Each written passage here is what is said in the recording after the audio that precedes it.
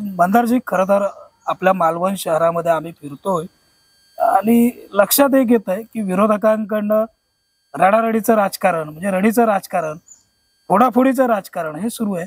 भाजपा म्हणून आपण लोकांपर्यंत काय मुद्दे घेऊन जात आहोत? नाही, मुळात आधी मी एक काळ बांधकाम सभापती राहिलेलो आहे. या मालवण शहरात काम मी पूर्ण केलेलं आहे. या मालवण शहरात 18 वर्षात जे रस्ते झाले नव्हते, जे माझे प्रभाग सोडून होते आणि जे चॅलेंजिंग कामं होती ती आपण या मालवण शहरात पूर्ण केलेली आहे. या मालवण शहरात काम करत असताना प्रत्येक पक्षाचा एक, प्रत्येक उमेदवाराचा आणि प्रत्येक त्या मालवण पालिकेचं सत्ताकारण, अर्थकारण चालवणाऱ्या लोकांचा, प्रस्थापित लोकांचा त्या ठिकाणी दबाव असायचा आणि त्यामुळे कुठेतरी कामाला अडचणी यायच्या. पण आता जे हे आम्ही पॅनल केलेलं आहे हे आमचं स्वच्छ आणि उद्याला विजनरी असलेलं, उद्या विजन काय करून आपण या 5 वर्षात नगरपालिकेला, या मालवण शहराला कुठच्या दिशेने घेऊन जाणार हे ठरवणार आणि यात कुठेही अडचण नाही येणार याची दक्षता घेऊन या ठिकाणी आपण हे पॅनल बनवलंय. रडारडीचा डाव विरोधक खेळत असतील, पण खऱ्या अर्थानं तुम्हाला सांगू की जे जे लोक रडारडीचा डाव करतात, आज त्यांच्यात बघा ना, एका पॅनलचे प्रमुखच त्या ठिकाणी मोठे कॉन्ट्रॅक्टर आहेत. म्हणजे या मालवण शहरातली आता झालेल्या बहुतेक कामांपैकी मला वाटतं 80% कामं एका पॅनलच्या तर प्रमुखानेच घेतलेली आहेत. म्हणून ते कुठेतरी ती सत्ता आणण्यासाठी हे करत आहेत. नगराध्यक्षाच्या उमेदवार ह्या त्यांना ज्या आहेत त्या 10 वर्ष नगरपालिकेत होत्या, दोन्ही उमेदवार 10 वर्ष होत्या.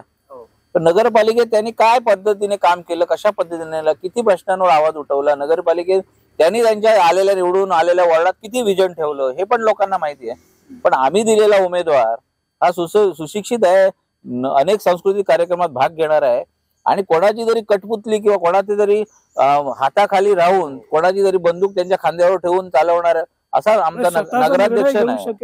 स्वतःचा निर्णय घेऊ शकेल, स्वतः याच्यात आपले मुद्दे मांडू शकेल, स्वतः इतर सर्व शैक्षणिक गोष्टीत किंवा इतर आरोग्याच्या गोष्टीत काम करू शकेल, असा एक सुसंस्कृत चेहरा आम्ही या मालवण शहराच्या नगराध्यक्षाच्या निवडणुकीत आणलेला आहे.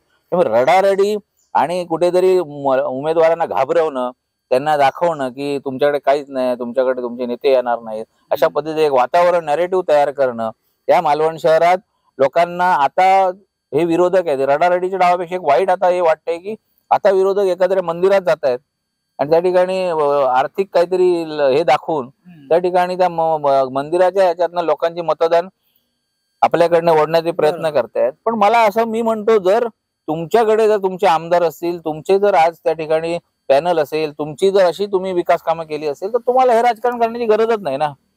तुम्ही तुमच्या विकास कामांवर, तुम्ही केलेल्या कामावर आज मतं मागणं आज गरजेचं आहे. पण तसं कुठेतरी दिसत नाहीये.